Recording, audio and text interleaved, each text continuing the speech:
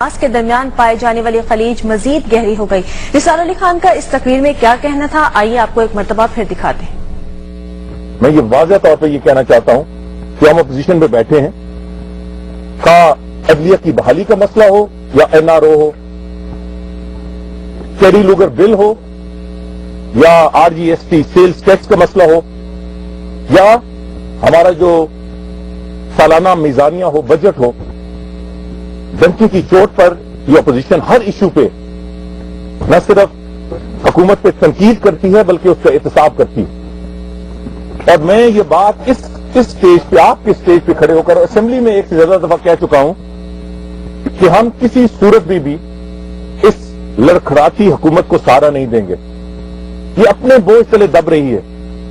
कोई किस तरह तवक्को कर सकता है कि एक ऐसी हुकूमत जिसने एक मसला भी, एक वादा भी पूरा नहीं किया, अवाम का एक मसला हल नहीं किया, ये सिर्फ अपने ख्वाबों में और तकरीरों में जिंदा हैं, इनका और अवाम का मसाइल का दूर दूर तक वास्ता नहीं, ये सिर्फ अपनी साबका कुर्बानियों का और जो खून इन्होंने दिया या इनके लीडरों ने दिया, जो इन्होंने कुर्बानियां दी, उनका हवाला देकर ये 3 साल हुक्मरानी कर रहे हैं।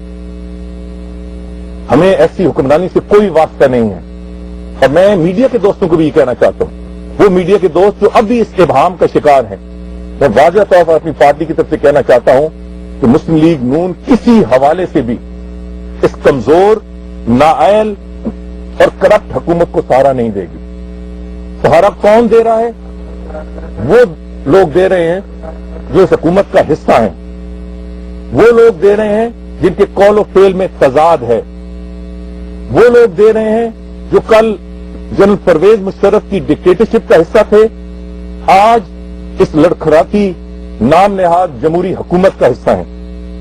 वो लोग दे रहे हैं जो अवाम के सामने आते हैं तो इनकलाब की बात करते हैं मगर हुकूमत को छोड़ने के लिए तैयार नहीं है। वो पिछले 3 साल से इस हुकूमत को सहारा बने हुए हैं और आइंदा भी ये हुकूमत रहेगी तो ऐसे लोगों के सहारे रहेगी, मुस्लिम लीग नून के सहारे नहीं रहेगी। और इसी हवाले से अगले दिन हमारी पार्टी के लीडर मियां नवाज शरीफ साहब ने एक तकरीर की। पूरी दुनिया गवाह है कि उन्होंने जो बात की वो सियासी थी, उन्होंने जो बात की वो हकायक पे मबनी थी और बड़ी महज़ब अंदाज से उन्होंने बात की जो किसी भी सियासतदान का हक होता है। बल्कि उन्होंने तो ज्यादा अच्छे अंदाज से की। इससे चंद हफ्ते बल्कि चंद दिन पहले इससे बदतरीन जबान में डॉक्टर जुल्फिकार मिर्जा साहब बात कर चुके थे, बल्कि वो जो बात कर चुके थे वो इससे कई गुना आगे थी। मगर हमारे इनकलाबी लीडर ने उसका एक जवाब आ गया, मियां नवाज शरीफ साहब की तकरीर का एक जवाब आ गया।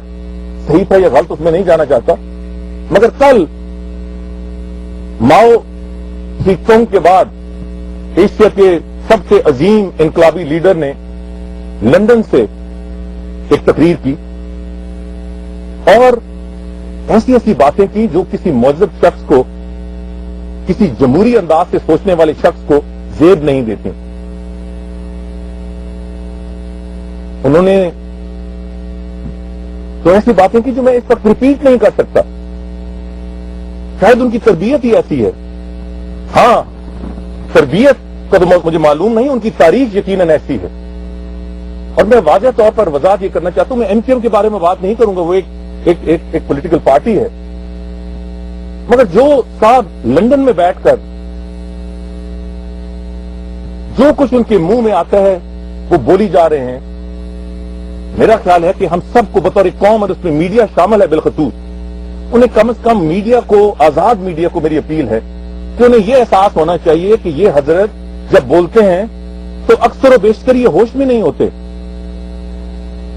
तो मीडिया को कम से कम ये एहसास को करना चाहिए कि ये ऐसी उनकी बात रिप्ले करे कि जब वो होश में हो तो वो बात करें तो उसको रिप्ले होना चाहिए, वरना इनके झूठे और लग किस्म के बयानात जिस अंदाज से वो क्लिपिंग चलती है, मेरा ख्याल है कि ये आजाद मीडिया की शान नहीं है। मैं और मेरी पार्टी किसी सूरत में भी जाती बयानात نہیں دینا چاہتی. ہم سیاسی بیانات دینا چاہتے ہیں, ہم سیاسی طور پہ اور جمہوری انداز سے بات کرنا چاہتے ہیں. اور میاں نواز شریف صاحب نے جو بات کی وہ حقائق ہمارے سامنے. ایک میاں نواز شریف صاحب نہیں, پوری دنیا نے دیکھا کہ 12 مئی 2007 میں کراچی میں جو واقعہ ہوا پوری دنیا نے دیکھا. پھر اس وقت کے ہائی کورٹ نے جب نوٹس لیا, اس وقت پہ اس ہائی کورٹ کا جس طرح گھیراؤ کیا گیا اور ان کے لوگوں نے کیا, یا تو یہ صاحب لندن میں بیٹھ کے سمجھتے ہیں کہ خدا نہ خواستہ ہم سب گونگے, بہرے اور اندھے ہیں, اور یا ان کو خود احساس نہیں کہ گراؤنڈ سچویشن کیا ہے. میں ان کو یہی مشورہ دیتا ہوں کہ سیاسی بات کا جواب سیاسی انداز میں دینے کا طریقہ اپنائیے. مجھے احساس ہے کہ یہ آپ کے خمیر میں نہیں ہے. آپ کی سیاست تو منافقت کی سیاست ہے, آپ کی سیاست تو شدت کی سیاست ہے, آپ کی سیاست تو عقوبت خانوں کی سیاست ہے, آپ کی سیاست تو دشمنوں کو گولی مارنے تو دور کی بات, اپنوں کو جو آپ سے اختلاف کرتے ہیں ان کو بھی گولی مارنے کی سیاست ہے. آپ کے پارٹی کے چیئرمین گولی کا نشانہ بنا دیے گئے. ہمارے ساتھ ایک وزیر تھے سید طارق محمود, گولی کا نشانہ بن گئے. عظیم طارق صرف مخالفت پہ گولی کا نشانہ بن گئے. میری یہ گزارش ہے کہ یہ جو تاریخ ہے یہ صرف میاں نواز شریف اور مسلم لیگ نون نہیں کہہ رہی. پھر آپ کی جو انقلابی پن ہے وہ اس وقت کہاں تھا جب 8.5 سال جنرل مشرف کے کندھوں پر سوار ہو کر آپ اس ملک پہ حکمرانی کرتے رہے. آپ کی ابتدا فوجی ڈکٹیٹرشپ سے ہوئی.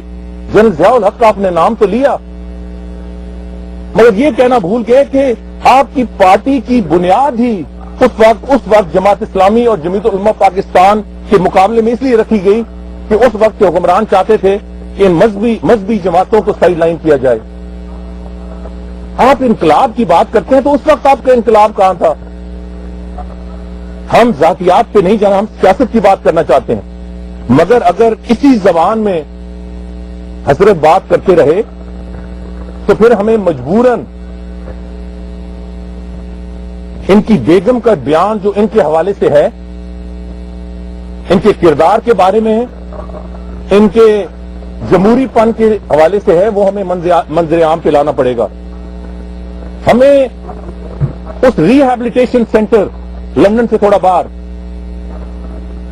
جہاں ایک شخص ایک مخصوص بیماری کے لیے داخل ہوا